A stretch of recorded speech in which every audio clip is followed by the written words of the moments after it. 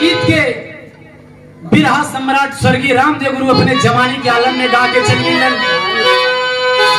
कहना कैसे कि रे झूलनिया के गुजवा,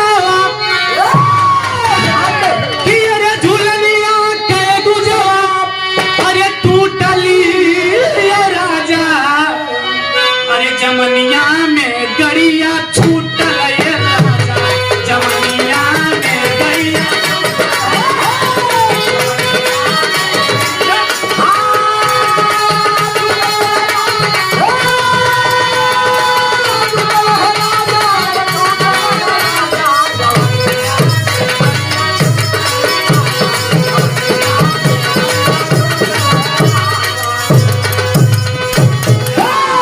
मगर हमारे गाना में कहना का भाव है कि हिंदुस्तान का धरती है, इस संत महापुरुषन का धरती है, ये दानियन का धरती है। कहना में कैसे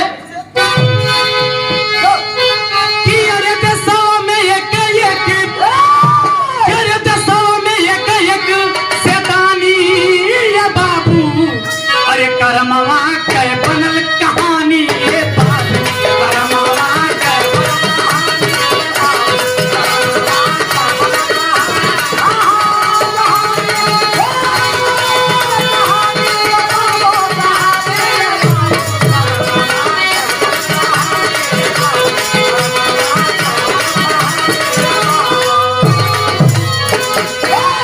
पहला दानी रहल के अरे सब कुछ हरिश्चंद्र दे दिहल दान हो, असत्य के कारण कई कर वसूल महान हो।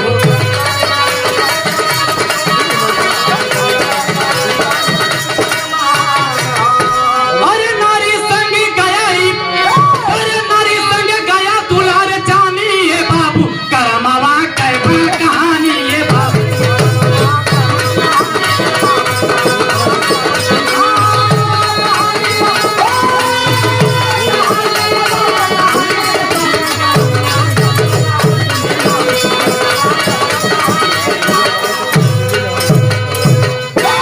बहुत बहुत रुपए का पुरस्कार आप आदरणीय तिलक राम ठीक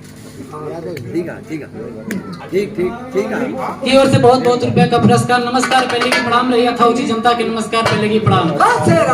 लेकिन कहना में कैसे अरे धदिचा जी अंगदान दिहल सरकार हो, अज कर हड्डी से अस्त्र भइला तैयार हो।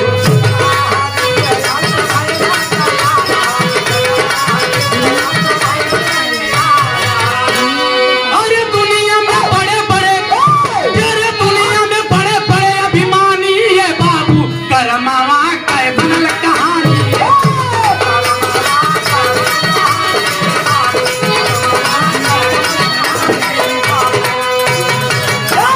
बहुत बहुत रुपए का पुरस्कार आप राजन कबीर जी के कर कमलों द्वारा अथाउची नमस्कार पहले प्रणाम रही। बहुत बहुत रुपए का पुरस्कार उस पहाड़ से सम्मानित आप आदरणीय हमारे बड़े भैया श्री उदय नारायण गाजीपुरी जी की ओर से भैया के चरण वंदन अथाउची जनता के पहले प्रणाम रही। लेकिन कहना मका